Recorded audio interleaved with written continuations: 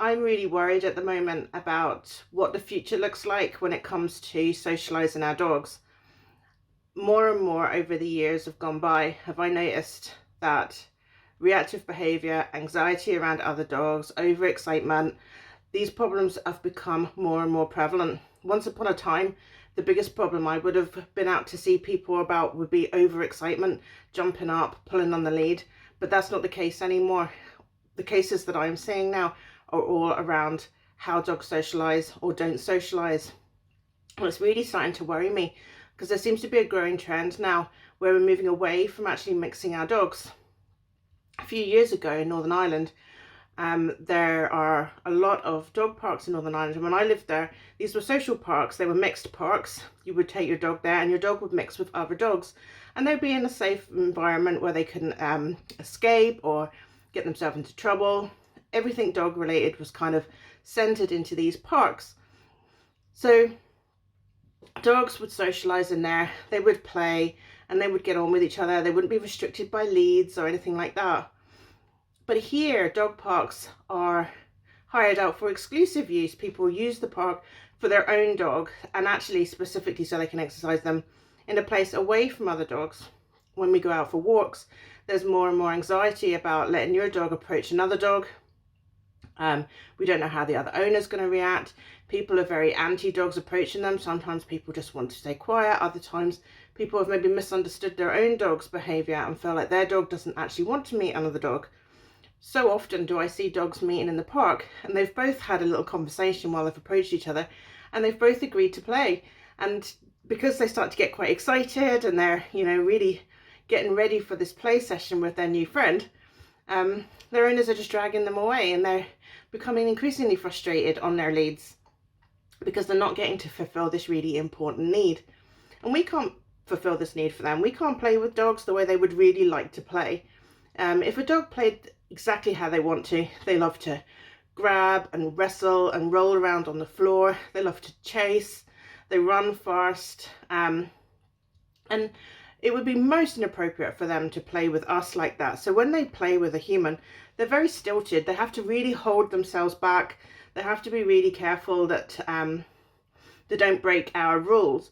When they get to play with another dog, they get to do it exactly how they like. They get to really just relax and play and get all of that out of their system. Play is about learning how to hunt, practicing different kinds of body postures.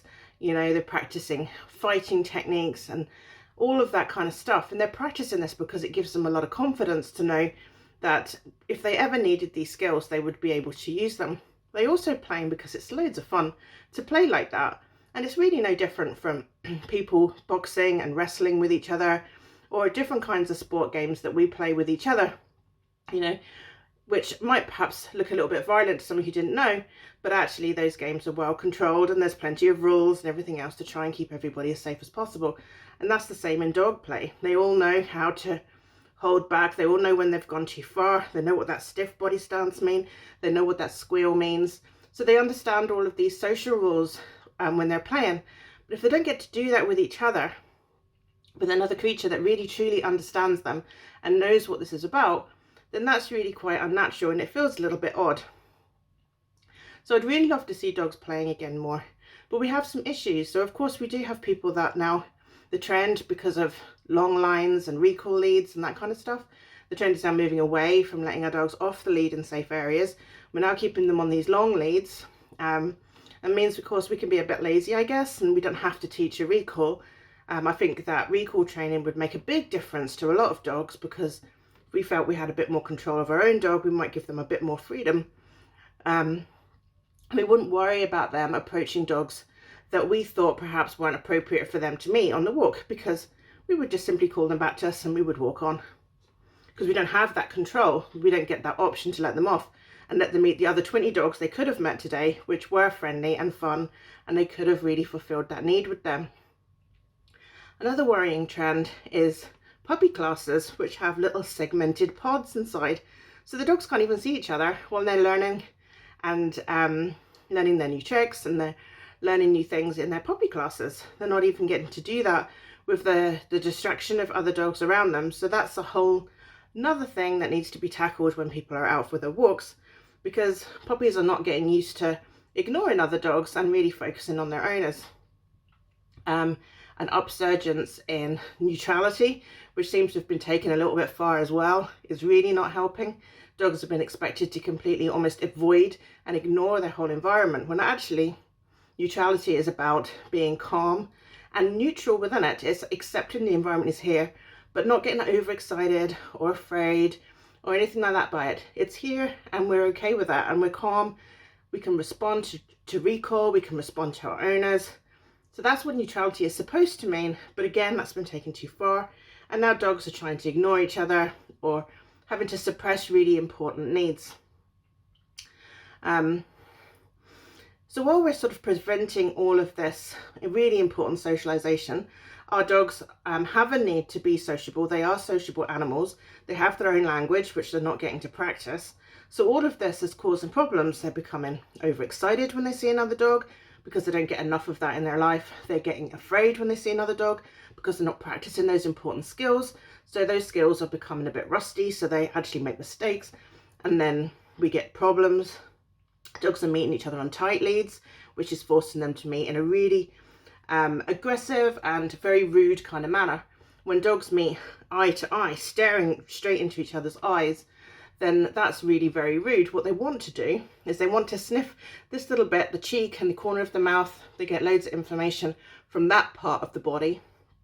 Then they want to go and sniff the bum, so they want to do a little turn. But they can't do that while we're keeping the lead really tight, because we're ready to just drag them away at a moment's notice, just in case something might happen. But actually, probably nothing was going to happen at all. But the tightness of those leads has forced our dogs to be rude with each other, and actually that might have caused a problem that was never going to happen in the first place. So what do we need to do? We need to socialize our dogs more. We need to learn that a loose lead can at least allow our dogs to meet each other in a calm way, and how they would prefer to do it. So they get to do that very sort of polite handshake, as opposed to staring at each other's faces in a kind of an aggressive stance, you know, leaning right forward and tense body language. We need to get rid of that so we can have calm introductions.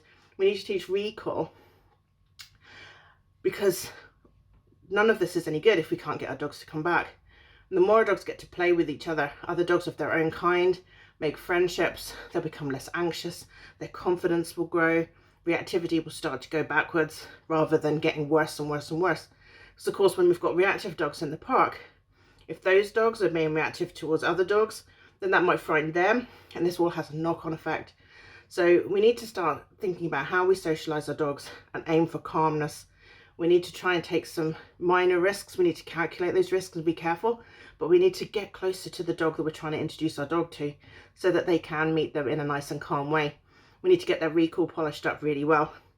And that means taking your long lead to the park and practicing it over and over and over again.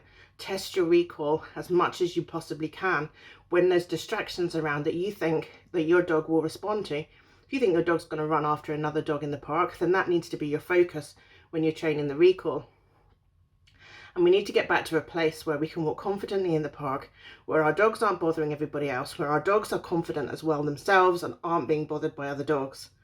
I don't know if that's possible, but that's kind of where I'm feeling right now. I would love to see a future where dogs could socialize more and play more, but actually I'm starting to think that our future is going to be lots of people walking far apart from each other and not allowing their dogs to meet, while the dogs are staring at each other wistfully across the park, just wishing they could get over and have a little play. Hopefully that won't happen, but we shall see. Let me know what you think. Take care for now. Bye bye.